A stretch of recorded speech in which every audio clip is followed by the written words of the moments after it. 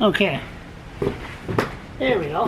Hey, Charles. Two guys that like to bullshit. This should be it. Yeah, this will be awesome. Two guys that don't like bullshit. Two guys that just like to go straight forward. That's funny. I wanted to move this, came in, and one of the employees said, Charles, where are you going? And I said, me, well, I'm just setting things up. They weren't profiling, were they? No, of course not. Next door neighbor. No Next profiling. door neighbor. No stereo profiling. Here, where you going with a $4,000 bike?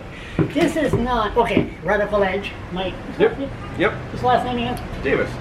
Yep. Mike Davis. And we had a debate. We had many debates. This should be right. Absolutely. And just for the record, this is a knee bike. And I am, not me, parents of an autistic child is looking for a knee bike, and I've been going around here and there. First thing we saw, this is a knee bike. First time I ever held one, really. They're quite heavy. Oh, it's not a 10-speed. I rode a 10-speed across Canada and across the States 40 years ago. Anyway, never mind that. So, $4,000. Yeah, you can buy them for less. Yeah. So anyway, so we turn around, looking around, shopping around, see if we can find an old e-bike for this autistic kid, and we're still working on it. Now, you hear that I had a little chat with the Premier. Yeah. And you were going to say something, and I cut you off, and I said we're going to do a video. But this is a new form of transportation. Okay, I'll shut up now. It is, and I think you talking about having spoken with the Premier was what brought up the conversation. Was we're starting to see a lot of popularity with e-bikes now. You know, for many different reasons. Is it because people are lazy? No, not at all. It's actually, more than anything, I call it the aging population. We're all getting a little bit older, right? Tell me about it. And it's not lazier. It's just, they're getting older. And one of the terms we use is range anxiety. So people become a little less confident about how far they can go on a bike or what they can achieve today. And they try these e-bikes. Don't ride a bicycle with a camera and a dog. That's a bad thing. And a bicycle broke my collarbone last winter, so I fall. For one of the dog walks. Yeah. We'll talk about that later. Yeah. Anyway, so old age. And it happens. So anyway, so e-bikes because of this are becoming tremendously popular because it's a group of people that have more time, they're retiring. But anyway, there's a lot of confusion out there as to the different classes of e-bikes today, and there's 3 different classes. And in Canada, they're supposed to be mandated the same way as they are in most states down in the States. We have Class 1, Class 2, and Class 3. Class 1 is what we call pedal assist only. You can pedal assist up to 32 kilometers an hour. It only works if you're pedaling. So you have to pedal to engage the motor and to make it work. Okay. And it'll only go 32 kilometers an hour. That's as fast as it goes, is 32 kilometers an hour. Class 2 is pedal assist up to 32 kilometers an hour with a throttle. Class 3, what does that mean? They actually have a throttle. So much like a moped or anything like that, you don't have to even pedal it. You just press the button and away it goes. So let's go to Class 1. Class 1. Yep. Again, yep. You pedal. You have to pedal. After this and it stops raining, maybe tomorrow when you're around, I'll send you out on a test ride. If you pedal, you take it like you took the other bike that one time. I'll send you for this without a dog. And that was a limousine. What was that bike? That was about 4 or 5 years ago. Yeah, it was a while ago. Oh my God, we're getting old. But no, I pedal. You have to pedal to go. Yep. So why would I have one? I have to pedal. But if I why do you after have a while, because it's assist. No, you always have to pedal.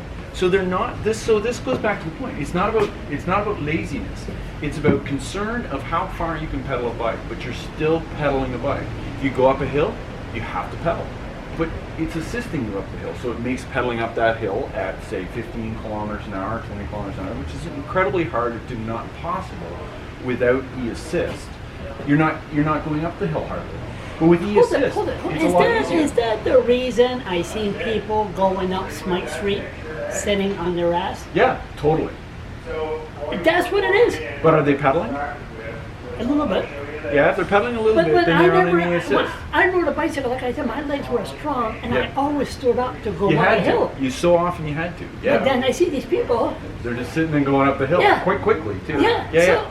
So those are why. I'm sorry. Quite often they're e-assist bikes. So, but I think in order to understand all this, you have to try one to understand and why you pedal. And it's not hard. Don't get me wrong. It's not hard pedaling, but you're engaging the motor, and you have to pedal, and you have to participate with your bike. So it is like riding, and it's limited to 32 kilometers. Okay, so what's a turn? So let's go to class 2. So now class 2 had a throttle, but same top speed. Class 3 is not legal in Canada. So class 3 goes over 32 kilometers an hour. No throttle, pedal assist only, over 32 kilometers an hour. They go 40 plus kilometers an hour. They're not legal in Canada. Okay, so let's go back to the point. The point is that with the gained popularity of these, the rules in Canada are such that you're only allowed, anything that's got a throttle or a motor is not allowed on sidewalks, is not allowed on multi-use trails, is not allowed anywhere but in a roadway. I think I know where this is going. So you're only allowed to ride those vehicles on a roadway. Now, there may be some exceptions, maybe like a wheelchair, like an electric wheelchair. We'll say that's an exception for the pathway. But other than that, if you've got a throttle and you're using a bike or a moped, walking bridge with a throttle, I don't know what you think about that, but I think that's not the purpose of the trail, right? No. It's dangerous, and it's actually against the law. And I think in New Brunswick, one of the things, and in other places too, because it hasn't been so popular, we're usually just like, you know what, we got a lot of other problems to deal with. Oh, So the last thing we need to do is bother dealing with this. But as this gains popularity, and as more and more people are getting out, we saw it with the COVID thing, we saw all these people using the trails and how busy they were. I think it starts to become a concern, because then it does start to get a little so what do you want the Premier to do? Well, I don't really want, I don't really... I'll take that back. What do you want the bureaucrats to do? I don't think they need to do anything other than acknowledge that this is the rule, and to just put it in place that we need to start putting a bit of a regulation to e-bikes and how they're used and where they're used. Because it's a little bit in our marketplace, the Wild West. We are seeing e-bikes, we're seeing scooters, we're seeing all these types of electrical units on the multi-use trails, and they're no different, honestly, than an ATV. Did you know Rick Mooney, Fredericton Police, went on CBC 8-10 years ago and told CBC information that to ride a bicycle across the Westmoreland Bridge, you have to be in the traffic. You can't use a pathway inside. No, legally, because you're not supposed to be on the sidewalk. Yeah. And it's... Who the hell's going to be in the middle of the Westmoreland Bridge? You're not supposed to be in the middle, and that's the other thing, you're not even supposed to be in the middle, you're supposed to be on the side. And it's not safe. In fact, that bridge is dangerous, and we have talked about that before with the city, but it's a very expensive solution to fix it, and it's... that would be the province anyway, Westmoreland Bridge. Yeah, probably have to do with something there, and the province has got some financial issues, so... And we all do, including you, but you've been busy. Charlie, focus. So we turn around. These e-bikes, they have to be, like they said in the Irving media yesterday, there's one guy that's going to be patrolling, a cop, patrolling the trails and looking for e-bikes. So what? They look at them and say you're not allowed on the trail. You should. Well, like the skateboarders, you're not allowed to really go. Yeah, I don't. I think it's awareness. I'm not suggesting we should be out there, finding people or arresting people or anything. I think it's just more creating an awareness of what are the rules. Right now, the rules are completely unknown. Yeah. But they are there. The Wild West. Like but they're not talking about them. Yeah. So I'm not suggesting we really spend a lot. I'm not suggesting we fine people. I'm not suggesting we. No, awareness. So, but we just need to communicate. Put signs and say as to what the rules are. Should e-bikes be allowed across the walking bridge? I think e-bikes should, but I think you have to maintain, like if you look at the walking bridge, I believe it says something like 15 kilometers an hour. As long as you maintain 15 kilometers an hour, and it's a pedal assist e-bike, I think the answer is yes. If you're throttling across at 15, I don't know. I guess I don't really care personally. It's not bothering me. But as the trails get more and more congested, it then starts to get a little bit dangerous, right? How the hell did this in Toronto? Montreal, big city. I think all the big cities, well, see, most of the big cities have specific bikeways. So, and we don't really have that. We really just have a system of multi-use trails. So the bikeways are seen like roadway. So they're seen like on the roadway. But if you're using, like, again, when you're shared paths, so it's shared use pathways. So runners, walkers, wheelchairs, cyclists, then it becomes an issue because there's so many potential users. We need to sort of see, and again, it's only education because I don't think anybody knows.